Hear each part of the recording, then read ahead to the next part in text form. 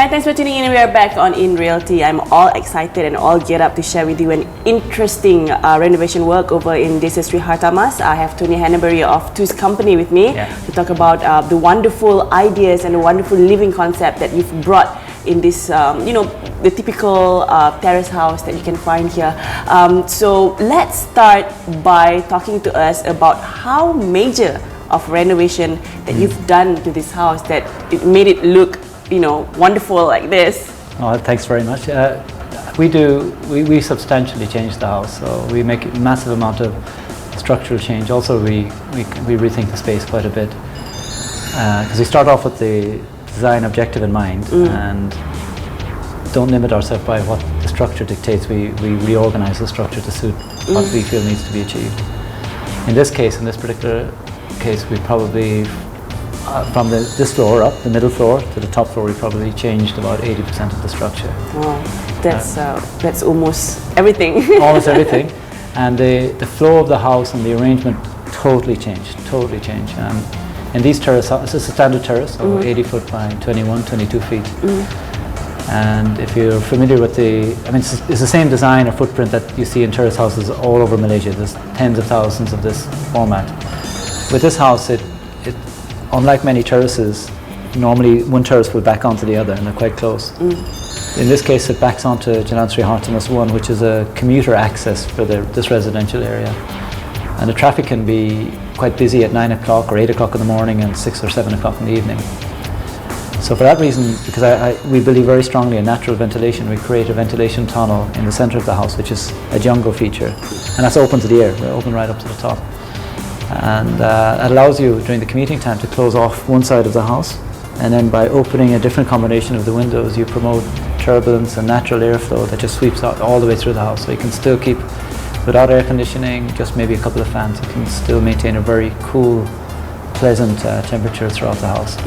So the feature then of this house becomes that jungle segment that's been cut into the house where the living space used to be. But as you walk around, you'll see there's no compromise on living space. Living space is massive compared to a normal terrace house. So that rearrangement or change of flow puts shade where it's most useful in close to bedrooms, puts light where it's most valued, which would be on living space. And then we amalgamate the walk spaces and the common areas so that by bringing them together they create much more space. And then finally we create a very outward looking house, so the landscaping to the edges and the gardens and then out beyond the gardens become the perimeter of the house rather than the walls. And you can see as you walk, even the back of the kitchen, we've got these planter boxes that create kind of a green, like a porous green wall to the back of the kitchen area. And all of it brings both air but also light and vision to the outward side. And the impression you left is of a house that feels much larger than it actually is. Because that's the impression that I got when I first stepped into this house. It looks quite similar to your neighbors on the left and on the right side of the house, but when you come in, it's a totally different feeling altogether. The feeling that I got when I was younger and we were back home in the kampung, it's very airy. You got all the natural lights coming in. Was that your inspiration? Yeah, you're very smart. The inspiration for these houses goes back to when I first came to Malaysia. I used to spend a lot of my free time in Kuala Lumpur, and I used to love the kampung houses, the houses on stilts. And I love the aspect of those houses where the family space is a social space. If you go into a family house now in Kuala Lumpur, you've got the parents are on one television, the kids are on a screen in another room, and then the grandmother or the auntie is cooking in another room, and it's just totally fragmented. So what's really beautiful about the traditional way of living would be the amount of natural ventilation. So all the windows and the louvers will pop open. I love louvers. I've got them in the doors, the windows everywhere. And bringing the family together, so the kitchen, the dining and the living space has a connection, and it's not around the television, it's around the interaction. So for me, the Terengganu houses or the traditional kampung houses, both in terms of the form but also in terms of the philosophy, are very much an inspiration for what we do here. And what I like to do with these houses is remind people that you can be in touch with your fantastic tropical climate. When Malaysians come to these houses initially, particularly Malaysians who haven't lived overseas, their initial response is that how can you live like this? It's too hot, or what about the mosquitoes? And funnily enough, when you go to a resort out in the countryside, nobody worries about that. So I'm saying, look, you can have this resort quality of life in a city. You just be practical and pragmatic about how you landscape it, how you manage your airflow, and you can live in a resort all year long. That's what I like to achieve. And your climate is fantastic. It's not to be afraid of. Instead of creating these little insulated bubbles, just embrace it. Bring it back into your life. And your choice of materials and how you scheme it through the whole concept of this house, it's really seamless. And it's minimalist in a way. So was that the kind of concept that you are looking towards in putting in this house? Yeah, whenever I'm going through the design process, if I feel it's getting complicated, I know I'm on the wrong track. So simplistic, and being minimal is a kind of a byproduct of simplicity. The materials are all very simple, but I think there's sometimes a danger of taking it too extreme, so it becomes a bit relentless, and you need a break from it. We tried to get that balance of making it cozy but still very, very simple and minimalist as well. And the materials reflect that. So really clean surfaces, very very connected. So you don't see a lot of complexity in terms of the texturing or the design. But then we bring in warming textures, like these railway steepers for the tables, or board form concrete or brick, just to warm a place up.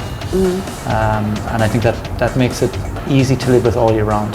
So I love the simplicity. Like I said, it's all about simplicity. And I'm sure the challenges of putting this place together would differ from a house to another. But what would be your common challenge, and what would be the biggest challenge in putting this house together?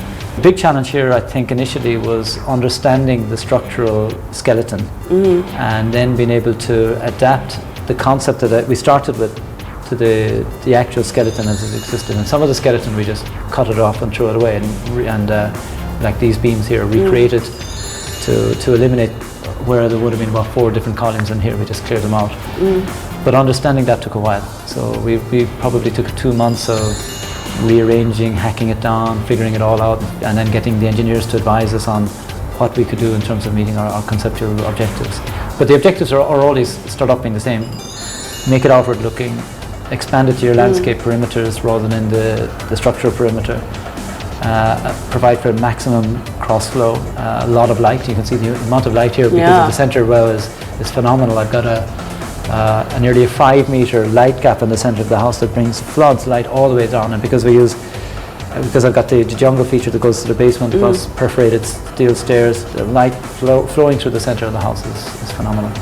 So with 80% renovation, almost all walls do away with. And 100% renovation, 80% structural, but 100% is nothing of the original house. Oh, I have, if you go upstairs to the loft, just to make that point, on the balcony, there's 2 balconies, so one facing to the outside of the house and the other looking down into the jungle. And if you look there's one naked structural component which is from the original house, so that's kept to remind us what the original house was. But it's 80% structural, but 100% everything has changed. All the walls, surfaces, doors. I don't think I kept a single wall in the house actually.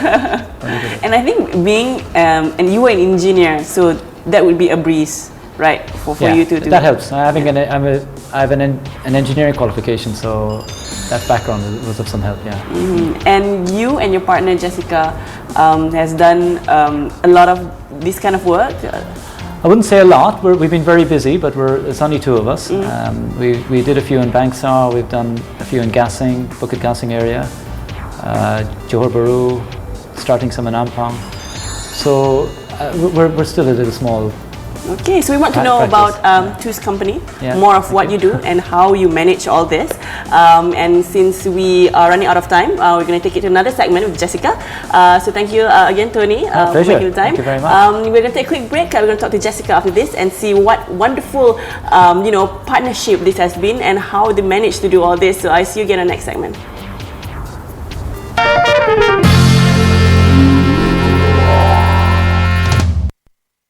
This July on Vantage Point, in conjunction with Asia Pacific Roundtable 2013. Trying to let them understand the framework agreement, not only for the MINF. Now they realize that Muslim must have their own area. Many reasons for the United States to be engaged with ASEAN and with ASEAN countries. 互谅互济 mutual understanding and mutual concession. ASEAN should also transform itself into the ASEAN security. This July, every Thursday, 8:30 p.m. on Astro Awani.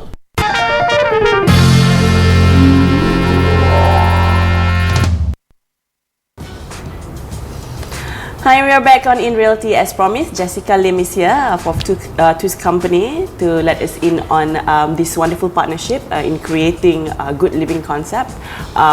So let's start by telling us what is Two's company all about. Well, Tony and I complement one another very, very well.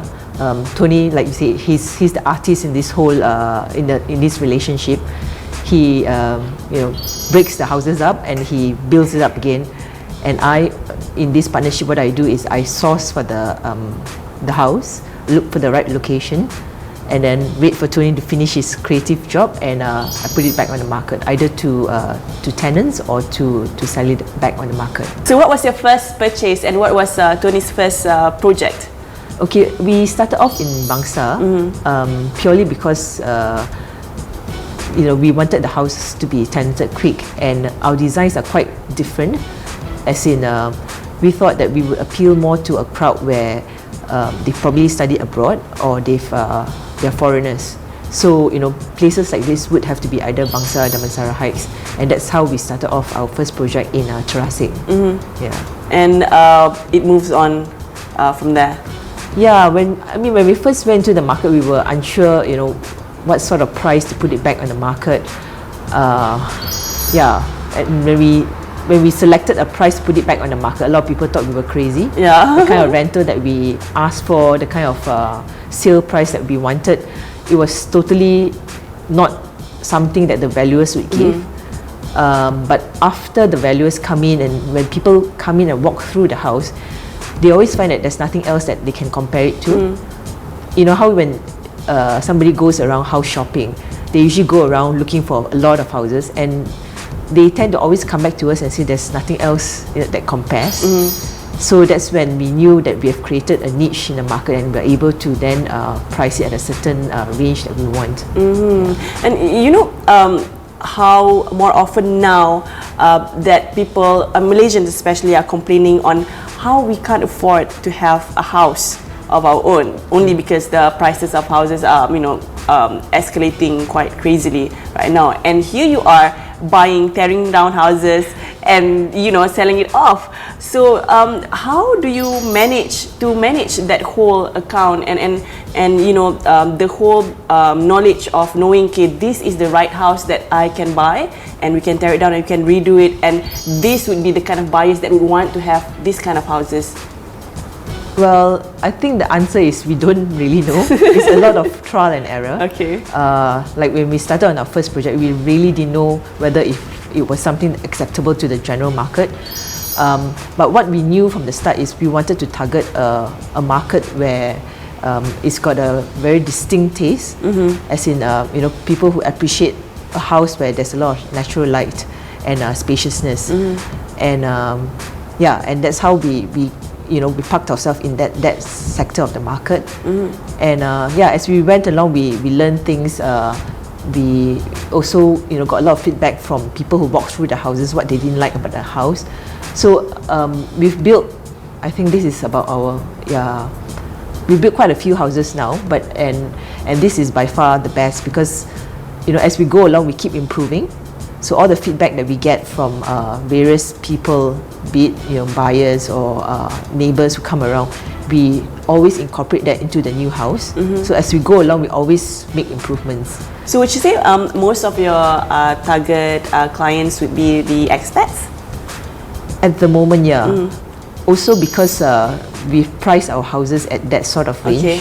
So they're either yappies or people who've studied abroad, or expats. How does the flow go? It's looking for houses, buy it, sell it, or do it up first? We look for a house, usually a unrenovated house, a very old house, and then we'll check out the location. Is it something which is close to the shops, something which easily tenantable, and then we knock it up. knock it up, build it up again. That usually takes about 8 to 9 months. Then it's back on the market, either to be tenanted out or to sell. Our next step would be to embark on something bigger, or at least get more houses on this particular row to have a more modern look. In that way, it also helps to enhance the prices of the houses that we build on this row also. Thank you so much, Jessica, for your time. Thanks for having us. We are going to stay on in this wonderful house and just indulge ourselves in this nice weather. We appreciate the wind and the natural light. Well, you can take a break, and I'll see you again next week on In Realty.